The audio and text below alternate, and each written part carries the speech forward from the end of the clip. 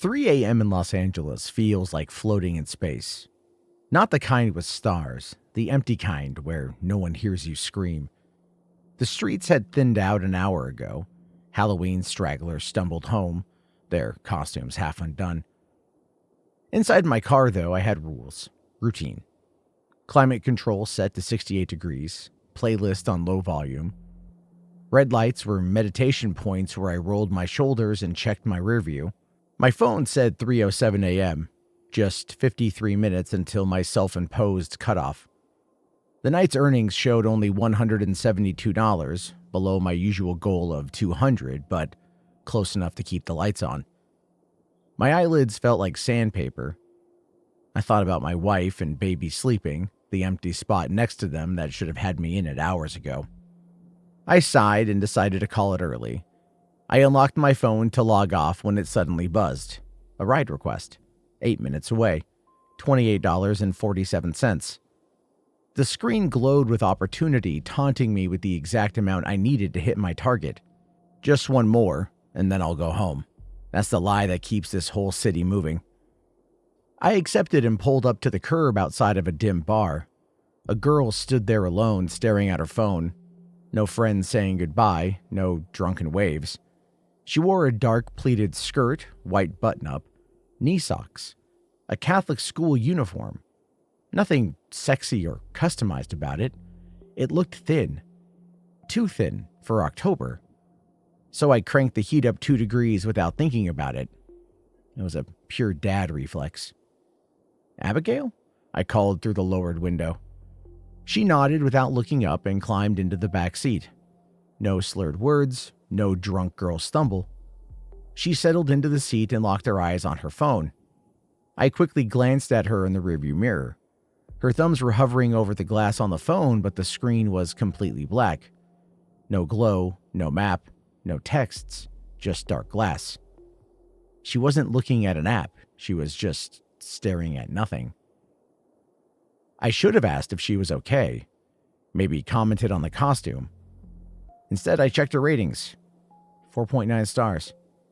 And I decided to keep my mouth shut.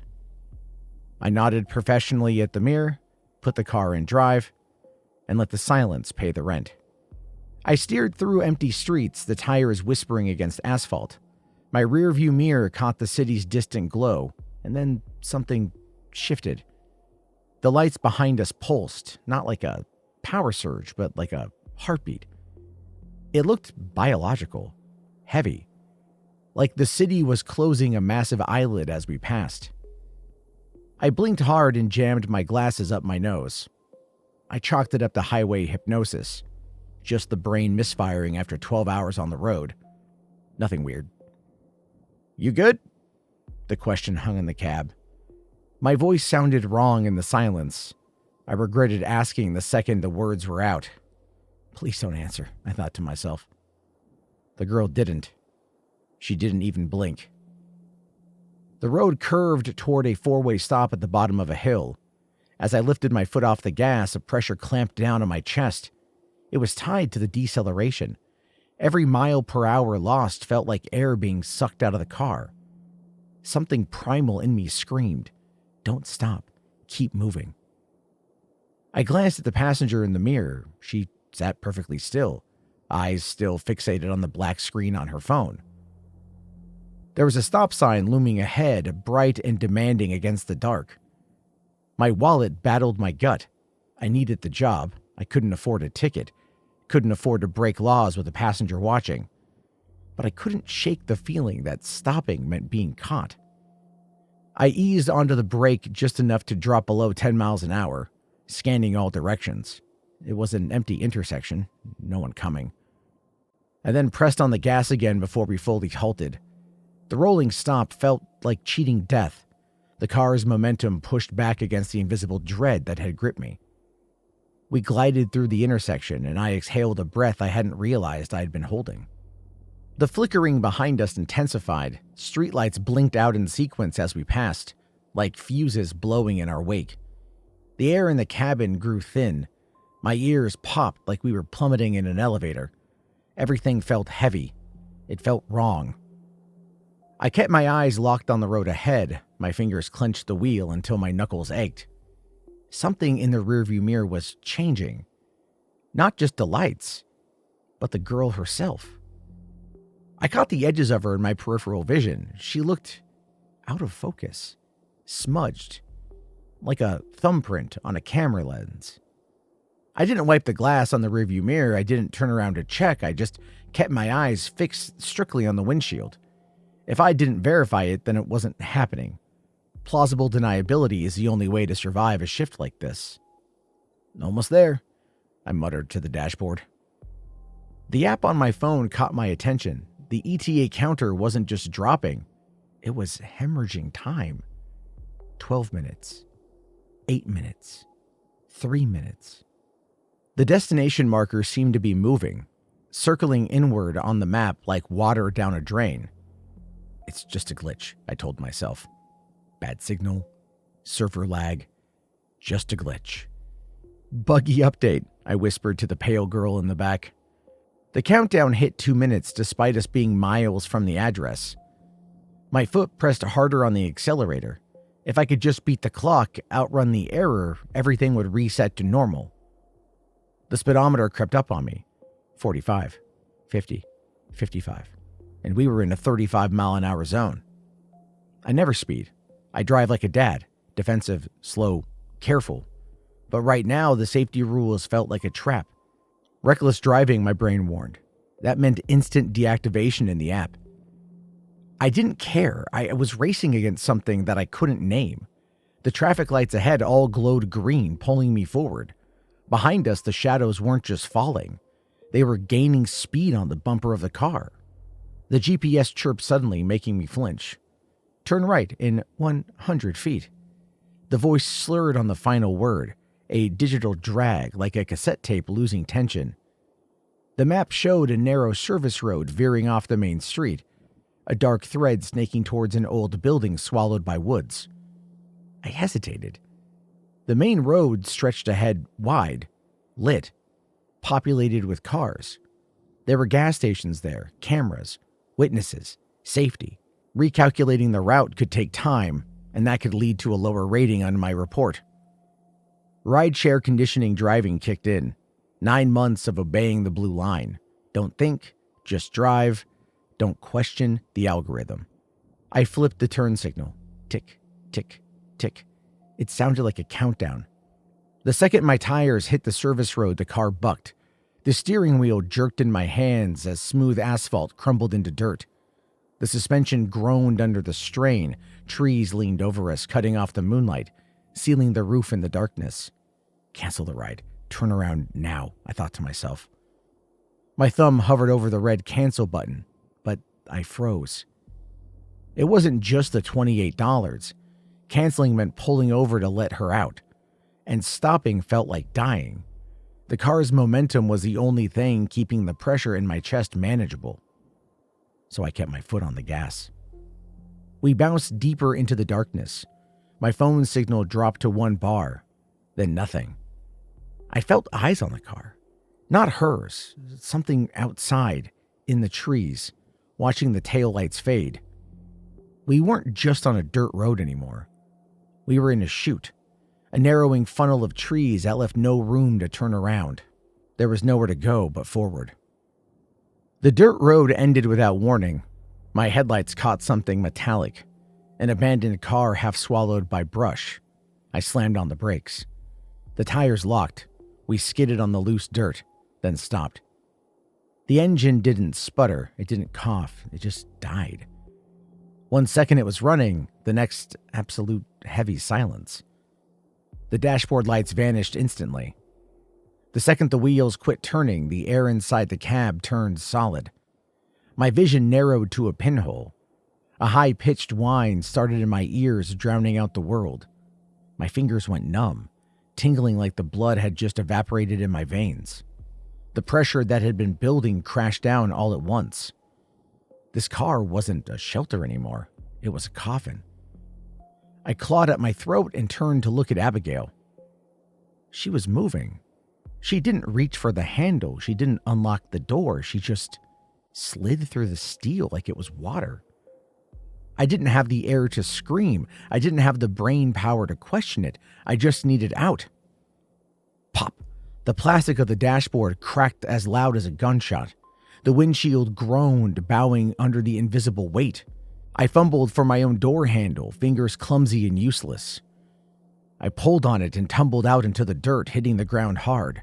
I gasped, a shallow, painful sip of air.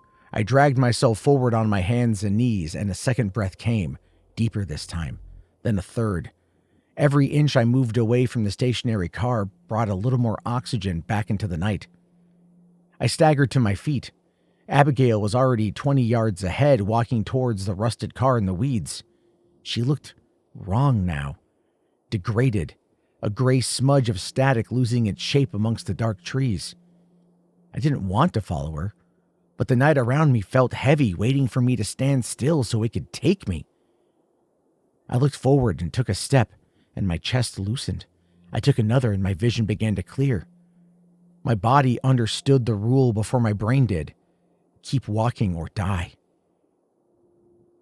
My teeth chattered. It wasn't just the temperature, it was the air. Thin, vacuum cold.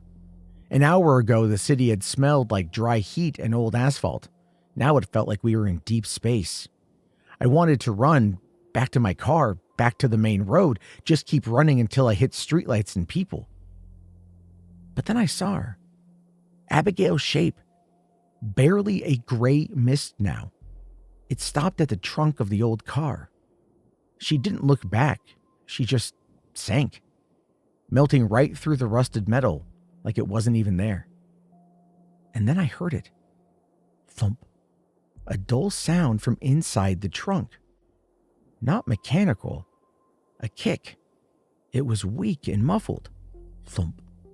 Someone was in there. Jesus, I whispered. The rational part of my brain screamed to leave, call 911, let the professionals handle the horror show. But the sound hit me somewhere deep. It was the same rhythm as my baby kicking a crib mattress. My body moved before my brain could even argue a defense. The reflex wasn't heroic, it was parental, it was automatic. I staggered towards the car, each step harder than the last.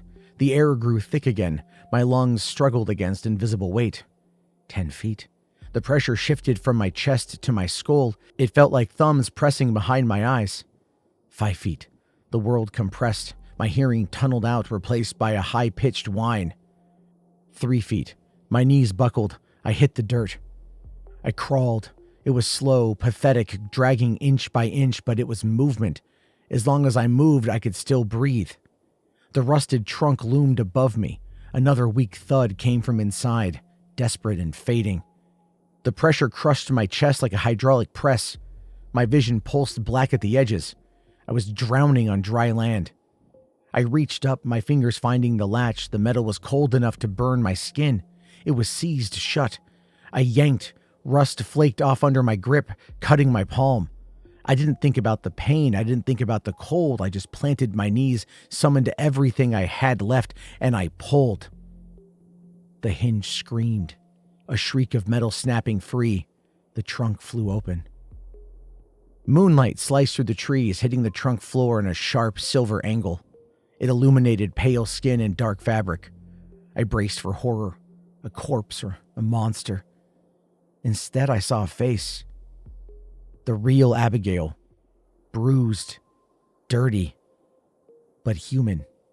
Her chest hitched. Her eyes snapped open, wide and terrified, and she sucked in a ragged, wet breath. The vacuum around me broke. My ears popped. The crushing pressure vanished instantly, replaced by the cold rush of clean oxygen. My lungs expanded, stinging with sudden fullness. She was alive. Hold on, I said. I've got you. I whipped off my jacket and wrapped it around her shoulders in one motion. 2 fingers to her neck. Her skin was ice, but the pulse was there. Fast, weak, real. But it was beginning to fade. Abigail, can you hear me? She didn't answer. She just breathed, trembling against the trunk liner. Then the whole world came rushing back. It wasn't a relief. It was an invasion. The crickets started screaming in the brush. The distant hum of the 101 freeway rolled over us like a wave. The silence of the last hour had been heavy, but this felt like the volume knob had been yanked up too fast. Normality felt strange, artificial. I looked over my shoulder, half expecting to see the gray shape watching us. The woods stood empty now. My car sat alone on the dirt path, interior light glowing warm and yellow against the darkness. Who brought me here? I whispered to the empty trees. I pulled my phone out of my pocket. It hadn't buzzed. There was no receipt from the app. The screen glowed with the pulsing radar loop, bright and indifferent. Searching for riders. No record. No passenger. No Abigail. All of these questions crashed against my skull, but I pushed them down. I couldn't afford to think of them right now. I dialed 911 and pressed the phone to my ear, forcing my hand to stop shaking. When the operator answered, I didn't stutter. I shifted gears. I became a dad. I have a medical emergency, I said, my voice flat and calm. Female, late teens, severe hypothermia and head trauma. We are off the service road near the old St. Mary's School. Send an ambulance now. Red and blue strobes cut through the trees 14 minutes later. First the squad cars, then the paramedics. They swarmed the scene, a chaotic ballet of flashlights, radios, and heavy boots crunching on gravel. The silence was dead and gone. One officer approached me while the medics rushed the trunk. He looked young, tired from an overnight shift. You found her? He clicked his pen, notepad ready. I nodded, swallowing hard. How exactly did you end up here, sir? This is way off the main drag. The truth hovered in my throat. A ghost summoned me. She passed through the metal of my car. The city tried to eat us whole. I looked at his face. Steady. Suspicious. Of course he was. I was just a random guy that found a nearly dead girl in the woods at 3 a.m.